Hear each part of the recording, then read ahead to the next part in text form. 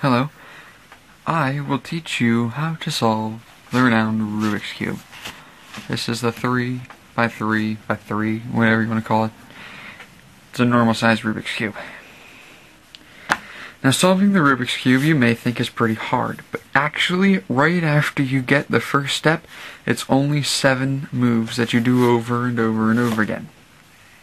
So first, what we gotta do is shuffle it. All I ever wanted was to see you smiling. I know that I love you, oh baby, why don't you see? All I ever wanted was to see you smiling. All I ever wanted was to make you mine. I know that I love you, oh baby, why don't you see that all I ever wanted was you and me? All I ever wanted was to see you smiling. All I ever wanted was to make you mine. I know that I love you, oh baby, why don't you see that all I ever wanted was you and me? All I ever wanted was to see you smiling. All I ever wanted was to make you mine. I know that I love you, oh baby, why don't you see that all I ever wanted was you and me?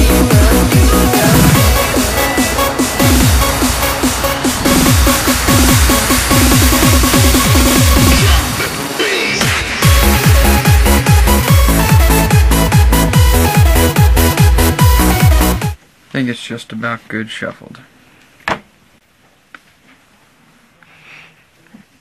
Alright, now that we have it shuffled, we should be ready to solve it. First off is you want to choose a color that you want to start with.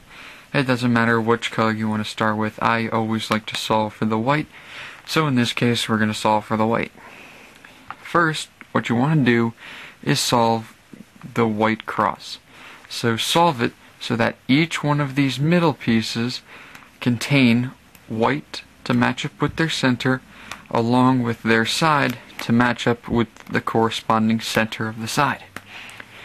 For this one, there's really no algorithm besides finding white pieces, finding the color, and basically just turning them so they match the color, and then matching up the whites so that it looks like that. The red matches up with the white.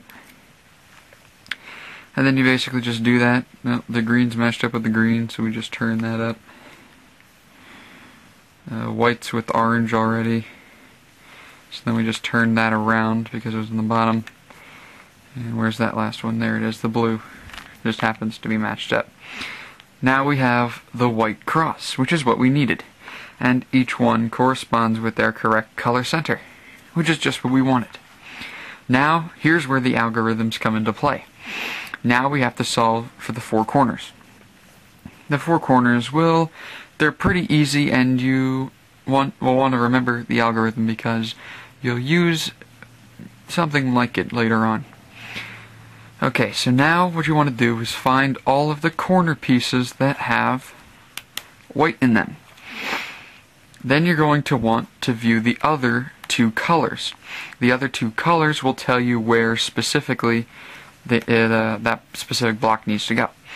So this one is blue, orange, and white. So this one needs to go in one of the 4 corners that has white, blue, and orange. Well, the orange is already here on this side, and the white's always on top. So we just have to see which side the blue is on. It just happens to be on this side. So what you want to do is you want to just get that one down to the bottom layer. I'm just going to do that now. So now our orange, blue, and white one is at the bottom layer. So now what we want to do is this algorithm. Pull where you want it down, pull it over, and then line it back up so that you still keep that white cross. Now it should be in the right place. You just gotta flip it around. Do exactly the same thing. Now it should be blue on this side, orange on the bottom, and white on this side, which is perfect. So you just pull it back, pull it down, pull it back, so now the whites match up, the blues match up, and the orange is going to match up in a second when we pull it up. So now the orange matches with its corresponding center, the white matches, and so does the blue. we're going to want to do this for each corner. This one has orange, green, and white. So we want the orange, green, and white corner. So we have to get this up here. This one's a bit easier. So we turn it to where we want it. We turn the bottom, turn the left, turn the right, so they match up, and turn it back. The green will be oriented, and so will the orange and the white. It all depends on which one you do. There's no specific order. Now sometimes you'll have to solve it with the right hand side. So what we were doing was turning the bottom, then turning the left, then the bottom, and then the left again. Sometimes you'll have to do it the opposite way, where you turn the bottom backwards, then the right side, then back, and then the right back up. Either way, it's exactly the same motion. So this one is blue, red, and white. So here's the red, here's the blue, here's the white. So here's an example. We turn it back, we turn the right down, we turn the bottom back, and then the white back up. It's the same motion, it's just whichever side you want to get the corner piece on is which one you do. It's always bottom, then left or right, bottom once again, then left or right, whichever one. And this one will happen to be the left, so we turn the bottom, turn the top down, match up the whites, and turn it back. Now you have successfully completed the first layer. Now we want to solve the corner pieces of the second layer, the middle corner pieces. This one's a bit easier with just about the same algorithm, so there's not much more to learn. Okay, so what you want to do is find two separate colors. These can be located on one of the four spots on either side of the cube, or they can be located on the four bottom parts here. Now first you're going to want to look at the four bottom ones here to see if any one contains yellow, or whichever bottom color you have. It just happens to be yellow in the case of me solving the white. If there's any one with yellow, that means you can't use it. You have to find one, like this one, the red and blue, that doesn't have a yellow.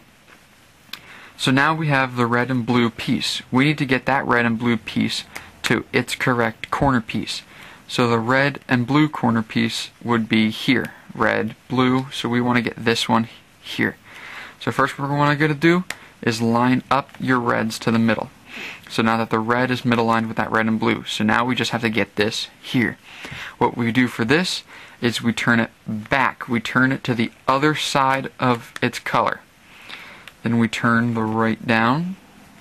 We turn it bottom back over. Then we turn the right back up. Then we turn the bottom once again. Turn the left down. Line up the whites and pull them back up. And there you go. Now it's in the correct spot. Reds with reds and blues with blues. Now we got to find another one. Well, each one of these contains a yellow, so that means we can't use them. So that means all of these middle corner pieces are where they need aren't where they need to go, but the colors are different. So what we do with that is just do exactly the same thing we just did. Now that we did that, it will be down at the bottom in one of the four bottom pieces. So then what we would do is we match up the color. In this case, we turn it to the right, make sure it's opposite of the color it needs to be. Then we turn where we need it to go. We turn that side, which just happens to be the right side, down. We turn the bottom back, so now that the piece that we want matches up with its blue. Then we turn the white back up, so now it matches up with its corresponding corner piece. We turn this whole thing right. We turn the left down because we want to line up that yellow corner piece just like when we solved them originally. Remember how we did it? We turned it right, we turned it down, we turned it back, we turned it back up again. You're doing that exact same move to solve the corner pieces to get that corner piece for the last one. So we'll do that one again. Here's another one, red and green, so we want the red and green. So red's over here, so we turn it back, down. You're basically just solving the corner pieces the same way. Ready? This should look familiar. and now these are matched up. We'll do it one more time for the end. Now this one happens to be in the correct spot. It just needs to be oriented correctly. To do that, there's no trick sort of way. You just gotta manually get it down to the bottom and then do it over again.